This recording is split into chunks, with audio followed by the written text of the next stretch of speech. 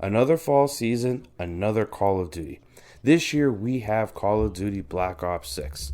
Now if you followed me for a while, you may realize that I did not review Modern Warfare 3. And I didn't review that game mainly because I refused to give them my money for a glorified DLC repackaged as a new game, and I skipped that one outright mere because of political stance on my part. That was just horrible. That being said, I returned to Black Ops 6 in part because it was on Game Pass and I didn't have to buy it. So let's get into it. Let's start things off with the campaign. Black Ops 6's campaign is arguably one of the best campaigns that they've ever put together. Whether you're talking about the characters and how you can interact the characters and the stories between the characters, whether you're talking about the actors who bring these characters life and their great performances, or you're talking about the core gameplay and varied mission structure. The campaign delivers on all fronts. You want epic set pieces? It's here. You want great characters and great story? It's here. You want varied gameplay where you're not just doing the same thing over and over again for 6 or 7 hours? No. There's a lot of variety in the mission structure and how you can go about the game, which is really, really good. The campaign length itself was roughly around 7 or so hours it took me to complete it on the normal difficulty. And one of the things that they have here in this year's Call of Duty is you have your own base of operations. And with the base of operations, you spend cash that you find throughout your missions to upgrade your base and as well as upgrade your gear and characters. So you can upgrade your characters to have more armor, to have faster reload, reduction in recoil, etc. And you do this by going to your bench, go open the menu, and spend the cash that you find within the game. There are also some puzzles that you need to solve throughout if you want to find some of the game's secrets. I highly encourage you to do because it is quite rewarding. But overall, what's here as a package for a campaign, it's one of the best. I really enjoyed it. I thought it was a blast from beginning to end. Can't complain about the campaign. Let's talk about the visuals and audio. The visuals in this game are fantastic. While I was playing the campaign, I did run the game on max settings, and it looked amazing. The way the levels are detailed, the world's detailed, the characters are detailed. Just roaming around the world, it was very, very shocking to me on how good this game can look on max settings. And for those who say Call of Duty's graphics are dated, I don't know what you're talking about because Black Ops 6 visually looks amazing. And this is all augmented by great audio.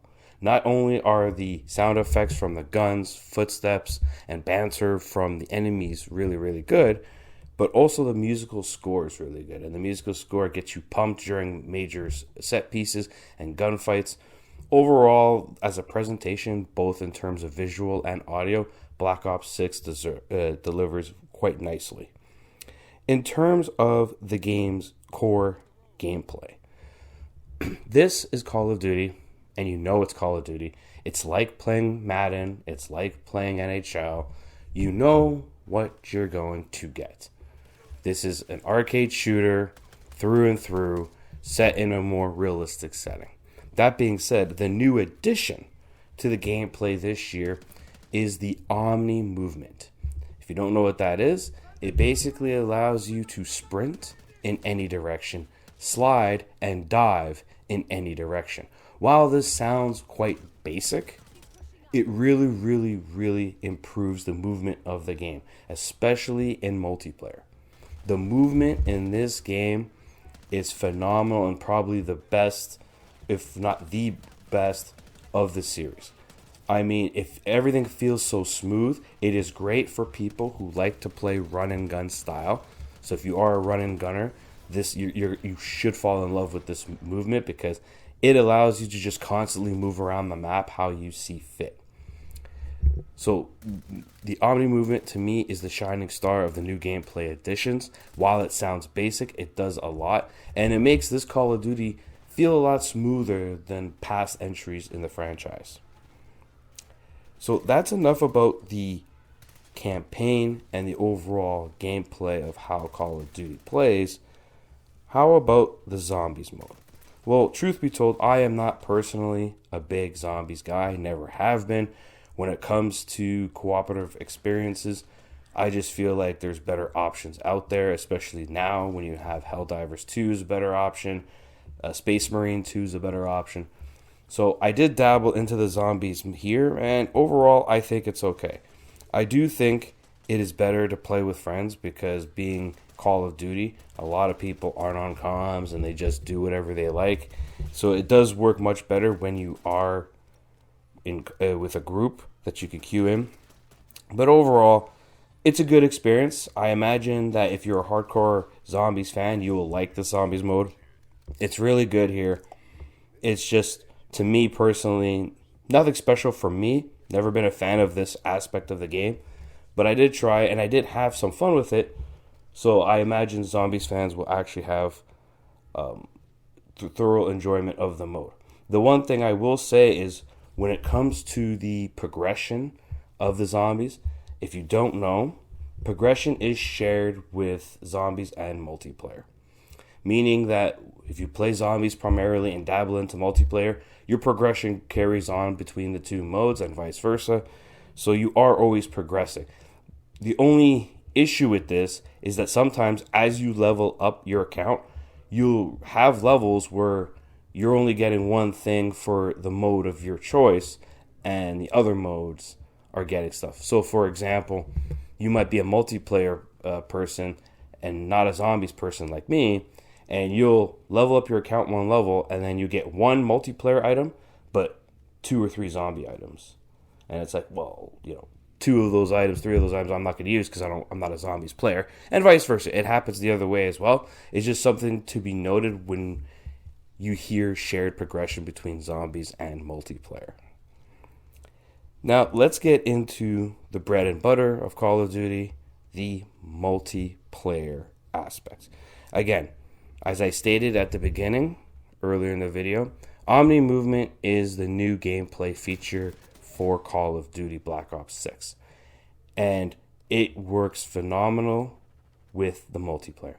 If you are a run and gun type of person, you like to go in guns blazing, you chances are will like this new movement because it's so smooth. Moving around the map is so smooth. You can dive sideways, you can slide backwards, all kinds of stuff.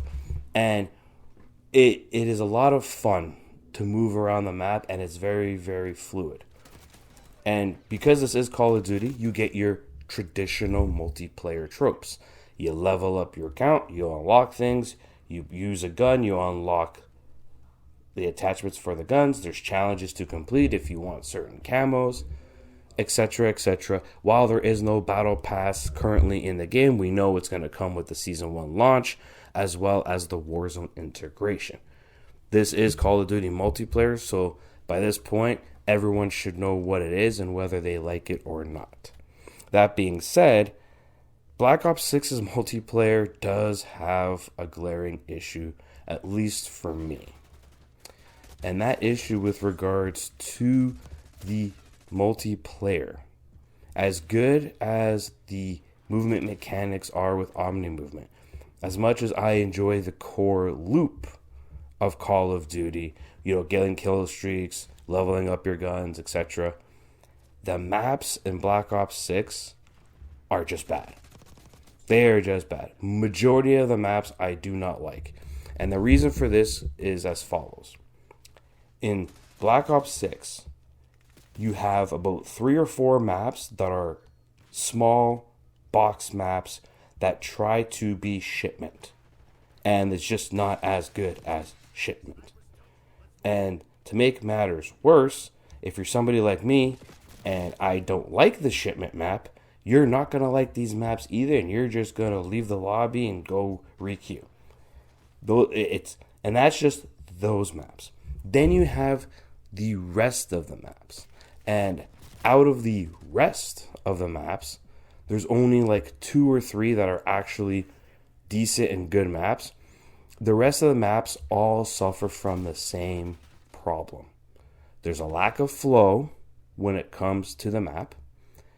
And oftentimes, the maps have so many sight lines across the entire map that you are getting shot from behind. I'm not talking about someone sitting in the corner sniping. It's like, no, you go into this section of the map, there's 4 lines of sight that you can get shot from. Then you move to the next section of the map, there's another 4 or 5 sight lines. So you will constantly find yourself checking a corner, nobody's there, turning to go to the other way, and then instantly dying from that previous corner. And this is all amplified by the fact that Call of Duty's respawn system, at least with Black Ops 6, is not the greatest. So oftentimes you are spawned basically right into combat. You will either spawn behind an enemy and get an easy free kill, or you'll get spawned camp because you're just spawning in the same spot and the enemy is just there being able to see you every time. So the maps for PvP multiplayer is the problem here. And it's unfortunate because Nuketown is not in the game currently. It will be shortly. They do this every time where there's a staggered release for Nuketown. And that there'll be a difference there because whoever designed these maps, these are not Treyarch style maps. At least not the Treyarch that we know of. Treyarch we know of is usually 3-lane maps with intersecting paths that connect the lanes together so that players can venture through and flank. In these maps, there's no flow. No flow, and oftentimes you will get shot from behind and killed from behind repeatedly just because there's so many sightlines. And then if that's not the issue, some of the maps have these sections that nobody goes to. So it's just like an empty space that's here that nobody uses, and that's in part because of the lack of flow. So overall, despite these issues, Call of Duty Black Ops 6 is still a good package nonetheless. If you're on Xbox Game Pass, this is an ultimate win because it's part of your subscription. If not, and you're a fan of Call of Duty, this game is definitely worth picking up just for the campaign alone, in my opinion. The multiplayer is still fun despite the poor map design, and zombies is fun if you're a fan of zombies. So overall, as a package, it's definitely a good game. However, if you're not a fan of Call of Duty, to be honest, Black Ops 6 won't do anything to make you a fan. And that's the reality of this franchise at this point.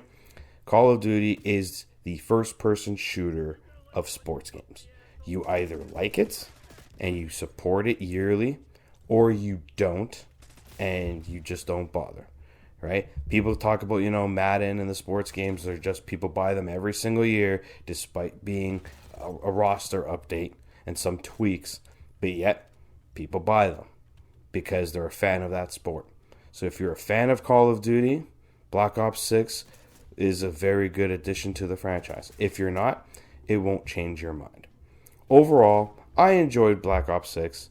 It's fun. If my friends want to play, I'm always down to play. I have Xbox Game Pass, so it's going to be part of my subscription, so I'll probably keep it installed mostly. And this is just a fun addition to the franchise. I'm giving Call of Duty Black Ops 6 a 9 out of 10. This is Veteran Gamer, and I hope to see you guys next time.